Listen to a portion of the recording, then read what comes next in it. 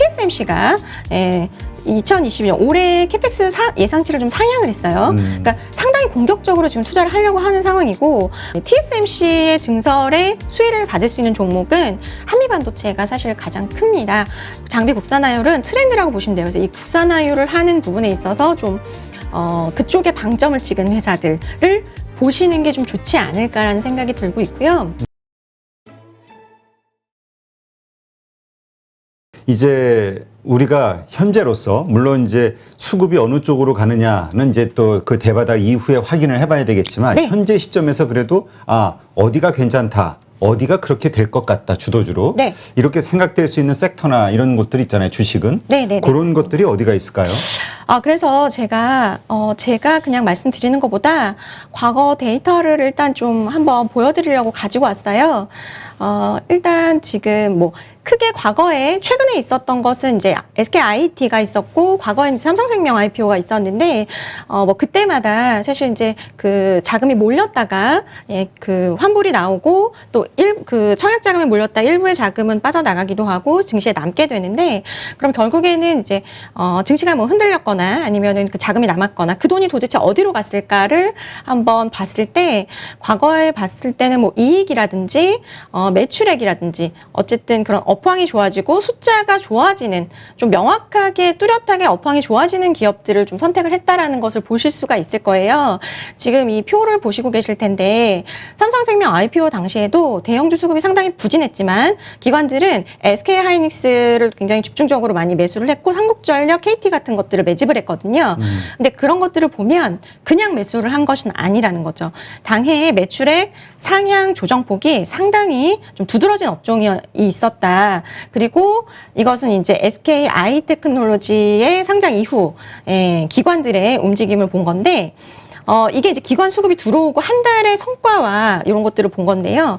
그때 당시에 뭐 자동차, 호텔 이런 쪽을 매수를 했는데 코스피 대비해서 상당히 우수한 성과를 냈다는 거죠. 그래서 지금으로선 그러면 뭘 봐야 되냐고 지금 이제 그 대표님께서 말씀을 해주셨는데, 자 그러면 지금으로서는 올해 매출액 상향 조정폭이 최근 2주 사이에 두드러진 업종을 한번 뽑아봤는데, 이게 이제 유통, 자동차, 반도체인 거예요. 그런데 아까 제가 말씀드렸지만 우리는 총알이 많지 않고 총알을 난사할 수 없고 정밀 타격을 해야 되는 지금 상황이기 때문에, 개인적인 어쨌든 이제 선택을 해보자면 저는 자동차는 상반기까지도 반도체 수급이 크게 나아지지 않을 것으로 보여지기 때문에 조금 회복은 좀 더디지 않을까라고 생각이 들고, 유통도 사실은 조금 썩 그렇게 매력적으로 보이진 않기 때문에 저는 개인적으로는 섹터는 반도체 쪽을 보시는 게 좀 좋지 않을까라고 생각이 듭니다. 그러니까 일단 섹터 자체가 현재 최근에 그 매출액이 이제 2022년도에 크게 상향할 것으로 보이는 섹터를 고르고, 그렇죠. 그 가운데에서 보다 보니 유통이나 반도체, 자동차가 있는데 이제 반도체가 좀 나아 보인다. 저 개인적인 생각은 그 중에서도 반도체가 나아 보이고, 그렇게 생각하는 이유는 어쨌든 지금 반도체 업황 상당히 안 좋았다라고 얘기가 나왔는데, 그것은 사실은 좀 기우였다라고 저는 보여지고요. 그리고 올해 2분기를 기점으로 해서 반도체 업황 상당히 긍정적으로 좋아질 것으로 보여지는데, 지금 그러면은 왜 SK하이닉스, 삼성전자 못 움직여요? 라고 하는 거는 아까 앞서 말씀드렸듯이 그런 수급적인 이슈 때문이거든요. 어쨌든 그 반도체 섹터라는 게 6개월적인 선행을 하는 어떤 주가의 특성을 본다면 사실은 지금 움직여야 되는 게 맞아요. 왜냐하면 뭐 현물가도 지금 상승하고 있는 상황이고, 고정가 그러면은 뭐 하락폭 둔화될 수 있는 부분이 있기 때문에 사실은 지금 벌써 움직여야 되는데 그런 수급적인 이슈 때문에 못 움직이고 있어서, 저는 일단 반도체 섹터를 빠지는 상황에서도 많이 안 빠지고 잘 버티고 있거든요. 그런 똘똘한 종목들을 좀 잘 보셔야 된다. 보여집니다. 네. 자, 그러면 반도체도 뭐 말씀하신 삼성전자, SK하이닉스도 네. 있지만 네네. 반도체 소부장도 있고 뭐 네. 많잖아요. 네네네. 장비주도 있고. 네. 요즘 반도체 장비주가 좀 좋기는 한 것 같은데. 네. 어느 쪽에 우리가 그 포커스를 맞춰야 될까요? 네. 반도체요. 반도체 어떤 쪽이냐고 물어보셨는데, 제가 자료를 조금 보여드릴게요. 잠깐만요. 일단 지금 비메모리 쪽에 그 투자가 좀 크게 나올 수 있을 것 같아요. 지금 다 이거는 뭐 기사화된 부분이기 때문에 그 시청자분들도 다 구독자분들도 다 알고 계시는 부분이실 텐데 일단은 대표적으로 TSMC가 2022년 올해 캐펙스 예상치를 좀 상향을 했어요. 그러니까 상당히 공격적으로 지금 투자를 하려고 하는 상황이고 거기다가 인텔도 지금 4나노 파운드리를 투자를 뭐 할까 지금 가늠을 하고 있는 상황이고요. 거기다가 삼성 같은 경우는 지금 TSMC를 추격해야 되는 상황이기 때문에 지금 P3는 이제 메모리 팹인데 P4를 지금 증설을 할 것으로 지금 예상이 되고 또 미국 텍사스에다가 지금 증설을 하려고 하고 있잖아요. 저는 결국에는 이제 메모리가 업황을 좀 탄다라고 한다면 비메모리는 지금 계속해서 쇼티지가 나는 상황이고 성장을 하는 섹터이기 때문에 이쪽에 좀 장비주를 보시는 게 좋지 않을까라고 생각이 들어요. 그래서 뭐 대표적으로는 짧게 말씀을 드리면 일단은 대표적인 이제 종목들은 있긴 한데 저는 일단 투자 아이디어 하나를 또 추가적으로 말씀을 좀 드리자면 이 아까 말씀드린 비메모리 섹터 안에서도 반도체 그 섹터 안에서도 국내에 지금 국내에 뭐 SK 하이닉스나 삼성전자나 어쨌든 트렌디한 부분이 있어요. 반도체 소재를 국산화하는 움직임을 아실 거예요, 다들. 그렇기 때문에 그런 수혜를 동진세미캠이나 솔브레인 같은 종목들이 받고요. 그리고 그 부분을 장비 쪽으로도 지금 계속 보고 있는 상황이고요. 다만 장비는 워낙 이제 기술 난이도가 높기 때문에 현재로서는 지금 20% 정도.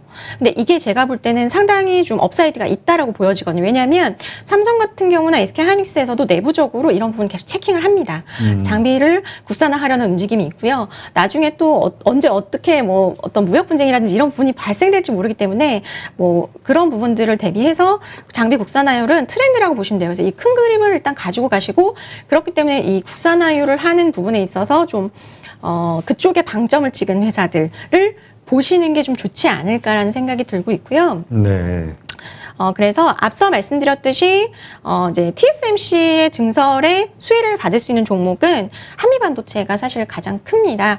그래서 한미반도체 같은 경우는 왜 TSMC의 수혜를 받느냐 대부분 다 많이 아실 텐데요. 한미반도체의 주요 고객사는 그 TSMC의 후공정 OSAT 기업들이에요. 뭐 예를 들어 엠코나 ASE나 이런 회사들로 장비를 납품을 하기 때문에 TSMC가 물량을 늘리면 그 회사들, OSAT 기업들도 똑같이 증설을 해야 물량을 받을 수가 있거든요. 그렇죠. 그렇기 때문에 그래서 한미반도체는 TSMC로 직납하진 않지만 TSMC의 수혜주라고 얘기를 하거든요. 그래서 TSMC가 공격적으로, 그 다음에 TSMC뿐만 아니라 다른 파운드리 기업들도 공격적으로 증설을 했을 때 한미반도체는 수혜주가 될 수 있고 또 이제 어쨌든 선단 공정이 그러니까 전 공정에 어떤 한계가 있어요. 지금 뭐 2나노, 3나노 뭐 이런 얘기가 나오니까 극강의 기술력으로 지금 그런 얘기 있어요. 우스갯소리로 삼성전자 지하에 외국인들을 가둬놓고 메모리를 만든다더라. 그런 이야기도 있을 정도로 외계인이 만든다는 설이 있을 정도로 굉장히 지금 극강의 난이도를 보이고 있는 상황이기 때문에 전공정 쪽에서의 어떤 이 경쟁력을 후공정 쪽에서 극복하려는 움직임이 상당히 많아요.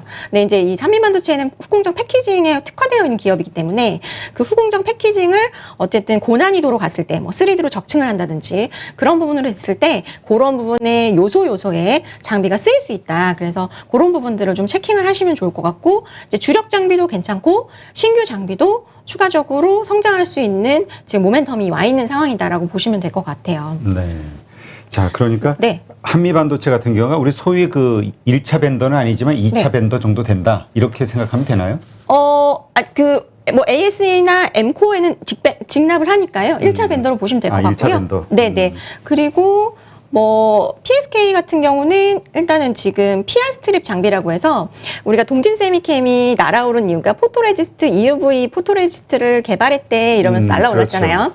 네, 그 EUV 포토레지스트가 공정이 끝나면 그거를 떼어내야 되거든요. 떼어내야 돼요. 왜냐하면 회로를 그리기 위해서 포토레지스트를 도포를 하는 거니까 그거를 떼어내는 PR 스트립 장비라는 것에 글로벌 1위예요. 아, 그래요? 네, 글로벌 1위입니다. 이제 장비 회사를 글로벌로 이렇게 나래비를 세우거든요. 1위에서 뭐 몇 위까지 나래비를 세우는데 1위를 기록을 했고, PSK는 지금 뭐 삼성전자의 뭐 사실 납품을 가장 많이 하는 회사이기도 한데 그렇기 때문에 또 비메모리향으로도 납품을 하고 있어요. 그래서 PSK는 뭐 좀 안정적으로 저는 이제 개인적으로 반도체의 이 장비 안에서의 방어주적으로 얘기를 하는데 빠지면 기회다라고 보고 있고 PSK도 지금 최근에 가격 조정을 좀 받았기 때문에 현재 퍼가 뭐 올해 기준으로 10배도 안 되는 수준이거든요. 그래서 상당히 좀 긍정적인 요소가 있고요. 그 다음에 또 하나는 이제 요거는 좀 잘 못 들어보신 종목일 거예요. 네, 저는 아까 이제 말씀드렸듯이 장비 국산화의 수혜주가 뭐가 있을까를 찾아봤을 때 이 넥스틴이라는 기업을 좀 한번 주목을 해보셔도 좋을 것 같아요. 그러니까 지금 이거를 당장 매수하세요라는 말씀은 아닌 거 아시죠? 그래서 공부를 꼭 해보시면 좋을 것 같은 기업인데요. 이 넥스틴이라는 기업이 2010년 10월에 아마 증시에 상장을 했고요. 그때로부터 굉장히 많이 올랐다가 오버행 이슈로 작년에 좀 빠졌습니다. 그래서 지금 가격적인 좀 메리트가 좀 생겼다라고 보여지는데 뭐 하는 회사냐? 쉽게 말해서 틀린 그림 찾기 하는 회사예요. 틀린 그림? 네. 패턴 설계도가 있죠. 네. 설계도가 있고 설계도대로 이 반도체가 나와야 되는데 이게 틀렸는지 같은지를 체크를 해야 다음 공정으로 넘어갈 수가 있는 부분인데 그것을 이제 중간중간 해주는 기업이라고 보시면 될 것 같고요. 이 반도체의 전공정 쪽에서의 불량 원인 40%가 패턴 결함인데요. 이 패턴 결함을 검사하는 기업이라고 보시면 돼요. 근데 이쪽의 장비가 미국의 KLA라는 기업이 90%를 점유를 하고 있어요. 네, 그러니까 거의 이 시장의 넘버원은 KLA다. 그냥 완전 독과점 시장이네, 저쪽은. 맞습니다. 네, 그래서 사실 GPU라고 해서 대표님 아실 텐데 매출 이익이라고 해서 그냥 이제 매출액에서 원가 빼고, 예, 판관비 안 빼고 그 상황이 GPM이 KLA가 90% 정도? 그러니까 장비 팔아서 판관비 빼기 전에 90%가 남는 거예요. 그러니까 어마어마한 지금 마진율을 남기고 있는 회사예요. 근데 그 KLA가 점유하고 있는 시장을 조금씩 지금 들어가려고 하고 있어요. 그리고 실제로도 지금 납품을 하고 있고 SK 하이닉스하고도 지금 납품을 하고 있고 그다음에 중국 쪽으로 상당히 마진율이 높아요. 왜냐하면 지금 중국으로 미국장 못 들어가잖아요. 그렇죠. 예. 그러니까 중국 그 기업들은 이 넥스틴의 그 장비를 써야 되는 상황이고 그러다 보니 넥스틴이 조금 마진이 중국 쪽에 좋아요. 예. 그리고 앞으로도 계속해서 아마 넥스틴 장비를 쓸 것 같아요. 그리고 국내에서도 지금 삼성전자가 지금 파운드리에서 좀 쓰고 있는데 뭐 이게 뭐 메모리 쪽으로도 뭐 쓴다더라 뭐 이런 얘기가 나오고 있는데 지금은 이 회사가 캐파가 안 돼요. 35대밖에 1년에 못 만들기 때문에 메모리 쪽으로까지는 못 주는데 어쨌든 계속해서 점유를 해나갈 거고 캐파 증설도 할 것으로 예상이 되거든요. 그래서 그런 부분들을 봤을 때는 상당히 넥스틴의 어쨌든 좀 긍정적인 업사이드가 보이는데 이제 밸류를 따지시는 분들은 지금 넥스틴이 이게 지금 실적인데요. 올해 실적이 지금 영업이익이 한 336억 정도로 예상이 되는 부분인데 네. 그러면 장비주 뭐 잘 줘봐야 뭐 10배 조금 더 줄 수 있는 거 아닌가? 그렇죠. 라고 생각을 하면 너무 비싸네 라고 그렇죠. 생각할 수 있어요. 5천억이니까. 네. 그런데 제가 여의도에도 많이 좀 뭐 체킹을 해보고 하는데 IT 기업을 이제 투자하는 방법 중에는 고퍼에 사서 저퍼에 팔아라는 얘기가 있거든요. 그렇죠. 그래서 성장주. 네, 결국에는 좀 장비주도 좀 마찬가지거든요. 어쨌든 향후에 성장 가능성이 있는 영업이익 지금 늘어나는 걸 보시면 좀 성장하고 있다는 게 느껴지실 텐데 이런 어쨌든 좀 고마진의 그 장비를 팔고 있고 지금 이 OPM이 42%인데 국내에 제가 알고 있는 장비주 중에서는 탑 1위예요. 네, OPM 42%면 1위고 지금 GPM이 62%이기 때문에 판관비만 좀 줄이면 저거는 올라갈 수 있는 부분이기 때문에 좀 긍정적일 수 있고 제가 볼 때는 뭐 이런 부분들을 감안을 했을 때 넥스틴은 좀 고퍼라도 좀 용인이 될 수 있는 부분이 있다. 한미반도체도 그랬었거든요. 그래서 그런 부분들을 조금 감안해서 보시면 좋을 것 같다라고 생각이 들고 제가 마지막으로 마지막으로 반도체 쪽에서 한 가지를 말씀을 드릴게요. 이건 이제 시기적으로 지금 아니면 좀 힘들지 않을까라는 생각이 들고 왜냐하면 지금 DDR5가 이제 올해부터 양산이 들어가고 그렇죠. 침투율이 시작이 됐습니다. 요거 먼저 한번 보여드릴게요. 과거에 DDR3에서 4 갔을 때 DDR4의 침투율이 10%, 5%에서 10%가 도달된 시점이 2015년 1분기에서 2분기거든요. 그게 주가와 실적이 피크에 도달을 했었어요.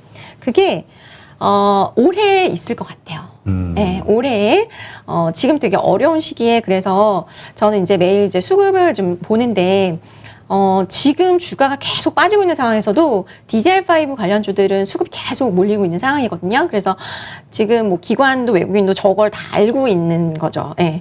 올해 2분기, 3분기에 DDR5의 침투율이 5에서 10%가 도달이 될 것이다라는 것을 알고 1분기에 지금 모아가고 있는 상황으로 보여지는데요. 그러면 그 중에서 뭐 사야 돼요? 그게 제일 중요하잖아요. 그렇죠. 네. DDR5 중에서 수혜주 뭐 사야 됩니까가 제일 중요한데 제가 이거 요런 표는 저는 출력을 해가지고요. 벽에 딱 붙여놔요. 네. 여기서 이제 뭐가 튈 것이냐 네. 잘 찾아야 되니까. 네. 그러니까 이런 것들은 외울 수가 없거든요. 그래서 이런 것들은 저는 출력을 해서 붙여놓으실 수 있도록 제가 딱 캡처하시라고 가지고 왔고요. DDR5의 세대 교체, 그러니까 세대 교체가 될 때 익스포저가 가장 높은 회사가 어디냐. 그러니까 내가 그냥 버닝 소켓 하는 회사인 것 같은데 해서 그냥 사면 안 된다는 거. 지금 정밀 타격을 해야 되기 때문에 익스포저가 가장 큰 기업을 어쨌든 노려야 되는데 그게 이제 한 버닝 테스터 장비에서는 DI가 상당히 높은 점유율을 지금 그러니까 익스포저가 높다라고 보시면 되고 그래서 저는 이제 DI를 보셔야 된다라고 생각을 하는데 제가 짧게 시간 관계상 말씀을 드리면 일단 이 장비는 버닝 테스터 장비예요. 그래서 고온이라든지 저온 이런 어떤 극한의 상황에서 견딜 수 있느냐 이 메모리 반도체가 그런 테스트 공정하는 장비인데 이 장비가 어쨌든 DDR5 전환의 수혜주라고 생각을 하는 이유는요. 현재 이제 DDR3에서 4를 갔을 때 삼성전자, SK하이닉스도 돈을 벌어야 되는 회사잖아요. 네, 그렇죠. 그래서 꼭 장비를 교체를 하지 않아도 된다면 그 당시에는 업그레이드를 해서 썼었어요. 그렇기 때문에 지금 4에서 5를 넘어가는 시점에서 또 업그레이드를 해서 쓰면 되지 않겠니? 라고 물어보실 수 있는데 그게 좀 불가능해요. 왜냐하면 장비가 너무 노후화가 많이 됐고 왜냐면 3 때 썼던 장비가 지금 계속해서 쓰는 장비이기 때문에 그리고 DDR3와 4는 차이가 크거든요. 4하고 5는 차이가 크기 때문에 뭐 속도와 전압, 뭐 칩 사이즈라든지 이런 폭이 커요. 그래서 지금으로서는 이제 업그레이드해서 못 쓰고요. 장비 교체 무조건 해야 되는 상황이에요. 그렇기 때문에 장비 쪽에서는 조금 좀 어떤 수혜가 있을 수 있겠다. 그 다음에 이제 랜드 같은 경우는 이제 고단화가 되기 때문에 더블 스태킹으로 이제 삼성전자도 갈 수밖에 없는 게 더블 스태킹이 어렵잖아 말이. 그러니까 한마디로 피자를 두 판을 이렇게 겹쳐서 이렇게 딱 팔아야 돼요. 근데 이거를 두 판을 한꺼번에 만들 수가 없는 거예요. 그래서 똑같은 피자를 두 판을 만들어서 이렇게 붙이는 공정인데 그렇게 되면은 아시겠지만 피자 만드는 공정이 똑같잖아요. 그렇죠. 그렇기 때문에 한 번 더 들어가는 거거든요. 그렇기 때문에 장비라든지 공정이라든지 늘어나기 때문에 그런 부분에 있어서도 DI가 이제 수혜를 받을 수 있는 거고 마지막으로 이제 세 번째는 뭐 사실 이제 최근 2차 전지 장비주들이 좀 들썩였는데 저는 개인적으로 2차 전지 장비주는 테마성이지 중장기적으로 투자를 하실 쪽은 아니라고 생각을 하지만 어쨌든 이런 쪽에서 좀 퍼포먼스가 나온다면 주가가 좀 될 수 있다라고 생각을 하는 게 2차 전지 장비 시장에 자회사를 통해 진출을 했어요. 그래서 지금 현재로서는 SK온 쪽으로 고객 확보를 해놓은 상황인데 지금 노리는 거는 LG 에너지 솔루션으로 수주를 좀 하고 싶은 것 같아요. 그래서 최근에 LG화학의 임원분을 또 영입을 하셨어요. 그래서 아마 좀 이런 쪽으로 노력을 하지 않을까. 그런 쪽에서 만약에 좀 결과가 나온다면 그런 뭐 연결로 또 잡힐 수 있는 부분이 있기 때문에 좀 긍정적일 수 있을 것 같고요. 그리고 결국에는 실적이 얼마나 잘 나올 건데 이게 중요한데 올해 실적이 468억으로 지금 컨센서스 잡혀 있어요. 그렇기 때문에 지금 아까 말씀드렸지만 2분기, 3분기 피크를 찍을 거잖아요. 그러면 우리가 그러면 이거 종목을 만약에 예를 들어 공부를 하셔서 난 괜찮은 것 같아. 사셨다. 언제 팔아야 되냐? 2분기, 3분기. 최대 3분기까지는 차익 실현 하시는 게 맞다. 그러니까 이거는 DI만이 아니라 넥스틴도 그렇고 한미반도체, PSK 그러니까 전체적으로 반도체 관련된 네. 장비주들은 네. 2, 3분기 네. 때를 매도 시점으로 보는 게 좋다? 예, 반도체 장비주는 아니고요. DDR5. DDR5 네, 그렇다면 왜냐면- DI만? DI만은 소개해 주신 아니고요. 거. 네, DI만은 아니고 제가 소개시켜드린 것 중에서는 DI고요. DDR5 장비주, 뭐 소켓주 그런 종목들 지금 다 플레이 하실 거예요. 트레이딩 하실 텐데 DDR5의 주가의 피크는 제가 볼 때는 올해 2분기, 3분기가 될 가능성이 높고 아시겠지만 뭐 지금 여기 표 오른쪽 보시면은 4분기는 15%가 이미 넘어가거든요. 네. 그렇기 때문에 그때를 잘 남들보다 먼저 잘 챙기고 나오시는 거를 추천을 드립니다. 네. 일단 우리 그 2차 전지 소재 그 장비주와 관련해서도 네, 네. 2차 전지 장비주와 관련해서도 이런 의견들이 있었잖아요. 장비라는 걸 한번 들여놓으면 그 다음에 이제 뭐 또 추가적으로 발생이 안 되니까 매출이. 네네네. 그러니까 지금 이렇게 인기가 있을 때 들어갔다는 고점에 물리는 거 아니야? 이런 걱정들. 이것도 역시 반도체 장비도 해볼 수 있지 않을까요? 그런데 이제 반도체 같은 경우랑 조금 저는 다른 것 같아요. 이제 2차전지 장비주와 관련된 분들이 들으시면 혹시 기분이 나쁘실 것 같은데, 예, 조심스럽긴 한데, 일단 제 기술력으로만 말씀을 드리면 솔직하게, 기술력으로 반도체, 디스플레이, 2차전지를 놓고 봤을 때 반도체가 기술력이 가장 좋습니다. 한국이? 네. 세계가. 이렇게 전. 기본적으로 그 산업의 자체가. 반도체의 기술력은 뭐 극강의 난이도고요. 그 다음이 디스플레이고요. 그 다음이 2차전지거든요. 그러니까 지금 2차전지 사업을 하는 기업들은 좀 대다수가 디스플레이 하다가 넘어가는 회사들이 많아요. 예. 그래서 제가 볼 때는 2차전지는 이번에 저는 이제 그 고객분들한테 한번 이제 트레이딩 할 기회를 드리긴 했는데, 저는 좀 단기로 보셔야 될 것 같아요. LG에솔이 상장을 하면서의 그 어떤 좀 단기적인 이슈가 있는 것이고. 모멘텀 때문에 올라오는 그렇죠. 것 뿐이지. 저는 개인적으로 그렇게 생각을 하고 있고, 분명히 수주는 받을 겁니다. 그 친구들이. 수주는 받을 건데, 수주의 이슈가 또 결국에는 좀 세로 뉴스가 될 가능성이 좀 높다고 생각을 하고, 결국에는 저는 2차전지 말씀을 하셔서, 지금 말씀드리지만, 2차전지 쪽에서는 저는 결국에는 소재, 그 중에서도 양극재, 넘버원은 양극재고요. 그 다음에 2 정도로 본다면은 전해액 정도? 예, 괜찮다고 생각을 하고 있고, 반도체는 워낙에 계속해서 증설을 하고 투자를 해야 돼요. 그러니까 이게 Q를 늘리지 않더라도 아까 말씀드렸듯이 낸드가 고단화되고, 그 다음에 그 공정의 난이도가 높아지고, 그리고 아까 말씀드렸듯이 이제 그 전공정도 계속 기술이 좀 올라가야 되는 부분이 있기 때문에 장비주들은 계속해서 좀 업그레이드가 될 수밖에 없는 상황이에요. 네. 그러니까 한 번 팔고 끝나는 게 아니라 한 번 팔았다 하더라도 그거보다 더 나은 장비를 자꾸 개발을 해서 수율이 됐든 제품의 어떤 퀄리티를 높이는 부분에 있어서 그 용도 때문에라도 계속 교체를 해줘야 된다. 네, 그러니까 Q가 성장하지 않는다 하더라도, 그런 부분이 있고, 그래서 저희가 기술을 알아야 되는 게, 기술이 이게 도입이 될 것 같은데, 그러면, 저장비가 들어와야 될 것 같은데, 요게 이제 멀티사트식 반도체 그 공부를 하시다 보면은, 리포트 나오기 전에 보입니다. 네, 그게 충분히 가능해요. 네. 자, 그렇다면, 이제 지금 이거 소개해 주신 거는 이제 우리가 정말 대바닥을 한번 찍고 다시 반등할 때, 우리 과장님이 생각하실 때, 유영화 과장님이 생각하실 때 가장 좀 강하게 반등할 수 있는 섹터, 주식 이렇게 보시는 거잖아요. 저는 지금 가장 안정적이고, 내가 물리더라도 일단 기다리면은 좀 뭔가, 원금이 회복이 될 수 있고, 아까 말씀하셨듯이 다른 섹터보다는 조금 치고 나갈 가능성이 높다라고 저는 보여지고, 그리고 저는 단기 트레이딩 관점이 아니라, 아까 DI 같은 경우는 제가 이제 시점을 말씀을 드렸는데, 2분기나 3분기. 그렇죠. 그 전에 있는 종목들은 조금 두고 보셔도 괜찮을 만한 종목들이라고 생각이 들고, 또 이제 반도체 이외에도 저는 조금 치고 나갈 만한 종목을 좀 지금 보고 있는 것은 말씀드려도 될까요? 네. 시간이 시간이 없어가지고 이왕 아낄까요? 시간은 늦었는데. 네네. 이거 시간 늦었나요? 하세요. 그러면은 제가 빨리 말씀드릴게요. 네. 하나만 더 말씀을 드리자면, 파인테크닉스가 저는 조금 괜찮을 수 있을 것 같아요. 근데 어쨌든 지금 올해에 기본적인 코스피 영업이익 추정치가 꺾였어요. 그러니까 결국에는 이익의 성장이 나오지 않는 상황에서 그럼 성장 나오는 섹터가 뭐야? 지금 LG이노텍이 어제 5일선 깨고 오늘 바로 회복했거든요.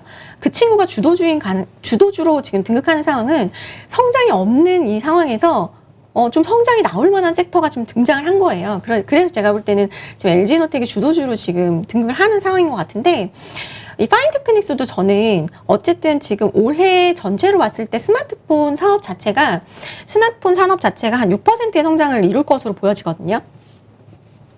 6%가 성장을 한다라고 본다면, 일단 애플은 좋을 것 같아요. 근데 삼성은 그냥 쏘쏘.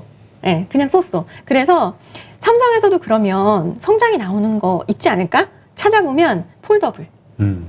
폴더블이 잘 팔렸어요. 생각대로 잘 팔렸고, 작년에 750만 대 팔렸고요.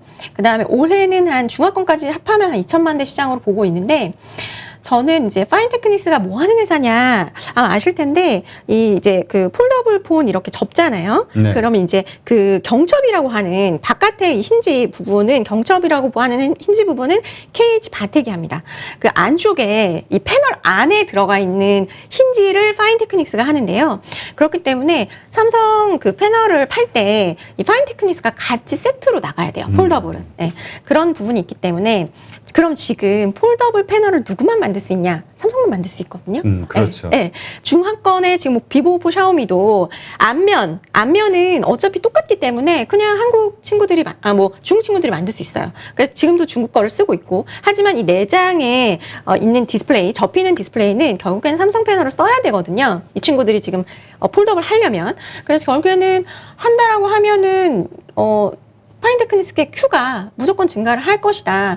근데 이제 하나는 지금 원래 이제 저희 말로는 솔벤더라고 하는데 이제 하나의 벤더로 이제 가는 상황에서 아마 이제 이제 리스크의 위험이 있기 때문에 이제 벤더는 이제 넓힐 수 있는 상황이 있습니다. 하지만 전체적인 Q가 증가를 할 거기 때문에 그것은 제가 볼 땐 큰 리스크는 아니라고 생각이 들고 그리고 기본적으로 이 시장이 크려면 이 폴더블 시장이 크려면 다들 아시겠지만 애플이 들어와야 돼요. 네, 그렇죠. 애플이 들어와야 되는데 애플이 왜 폴더블 폰을 못 내는 거지?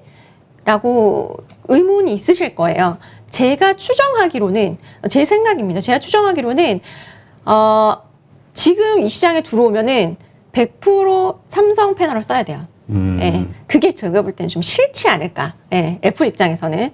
그게 싫지 않을까라고 생각이 들고 그런 부분 때문에 LG 디스플레이가 이 접는 패널을 이 폴더블 패널을 잘 만들 수 있을 동안 좀 기다리는 상황이 아닌가 싶고 그런데 이제 기다린다 하더라도 만약에 된다 하더라도 LG 디스플레이 혼자만 납품하기는 조금 힘들 수 있다. 그래서 제가 볼 때는 삼성도 분명히 더블 밴더로 갈 가능성이 있기 때문에 그렇게 되면 또 한번 또 Q가 증가하는 부분이고 그래서 저는 폴더블이 저는 어쨌든 지금 시장에서 먹히는 부분이 있기 때문에 그 부분을 봤을 때 제한적인 성장이 나오는 스마트폰 섹터에서 파인테크닉스는 Q의 성장을 좀 기대해 볼 만한데 앞서 말씀드렸던 넥스틴처럼 파인테크닉스는 영업이익보다 조금 기대보다는 좀 높은 상황이에요. 근데 앞서 말씀드렸지만 Q가 성장하는 상황에서는 좀 고퍼에 사서 저퍼에 팔았으면 좋겠는데 여하튼 그런 어떤 지금 그 아이디어로 말씀을 드리면 좋을 것 같아요. 네. 네.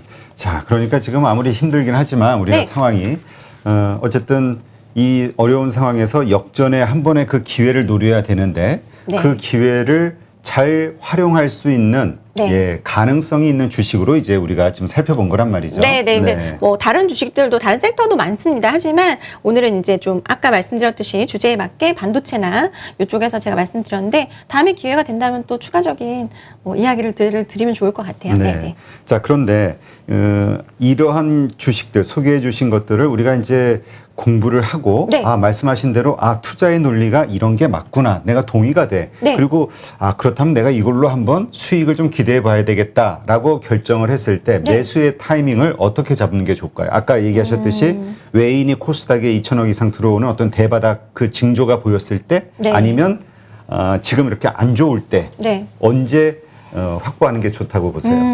그러니까 이거는 사실 좀 스타일의 차이예요. 저는 좀 어쨌든 지금은 조금 용기를 내셔도 될 만한 타이밍입니다라고 저는 이제 그 고객분들한테 마감 시황을 제가 하고 있기 때문에 말씀을 드리는 편인데 그 전에 사시는 고객분들도 계시더라고요. 그래서 그건 저는 스타일의 차이인 것 같고 다만 저는 이제 아까 뭐 전략을 말씀드린 것은 바닥이라는 것이 어느 정도 반등을 했을 때, 저기가 바닥이었구나라는 알 수 있기 때문에 굳이 내가 바닥에서 막 살려고 지금 어디까지 빠질지 모르는 상황에서 사실 좀 깜깜한 뭐라고 그러죠? 검은 물속이라고 해야 되나? 바닥이 어딘지 모르는 상황에서 굳이 지금 사야 될까를 저는 생각을 해봤을 때는 오히려 좀 반등이 나왔을 때 좀 안정적일 때 들어가도 저는 크게 늦지 않다라고 생각을 해요. 네. 그 반등이 이 개별 주식들 말씀하신 주식들의 어떤 그 반등을 얘기하시는 건가요? 아니면 코스닥이라든가 이 전체 시장의 반등을 얘기하시는 건가요? 네. 시장도 마찬가지고요. 어쨌든 시장이 반등을 하면 저런 주식들도 움직이기 때문에 아까 그 시장을 말씀드린 거예요. 시장의 수급, 코스닥의 수급이 뭐 한 2천억 정도, 뭐 딱 2천억이 안 될 수도 있어요. 하지만 제가 볼 때는 분명히 좀 어느 정도 올라온 다음에 저는 좀 하시는 게 좋지 않을까. 알겠습니다. 그러니까 일단 기본적으로 시장이 좋아져야 되는 거네요.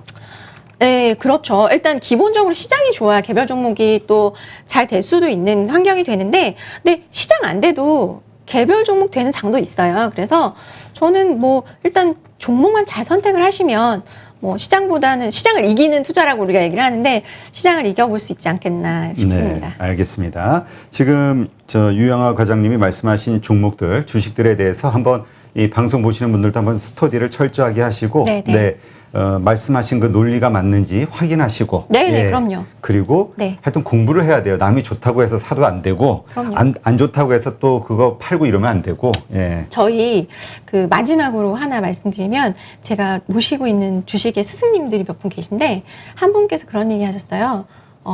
주식시장에서 좀 적용이 되면 좋을 얘기인 것 같아서 용기 있는 자가 미인을 얻는다고. 왜 똑똑한 사람도 아니고 돈 많은 사람도 아니고 용기 있는 자가 미인을 얻을 것 같아? 저한테 물어보시더라고요.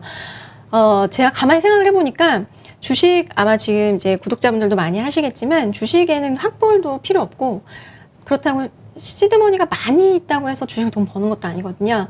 결국에는 그 용기가 있어야지 좋은 종목을 얻을 수 있는데 그건 공부인 것 같아요.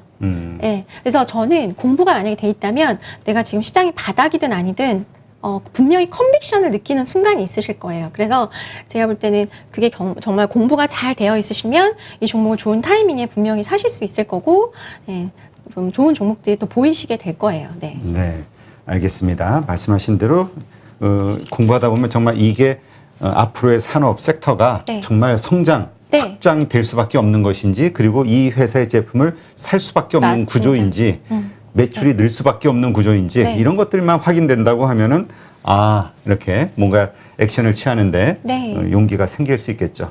네, 알겠습니다.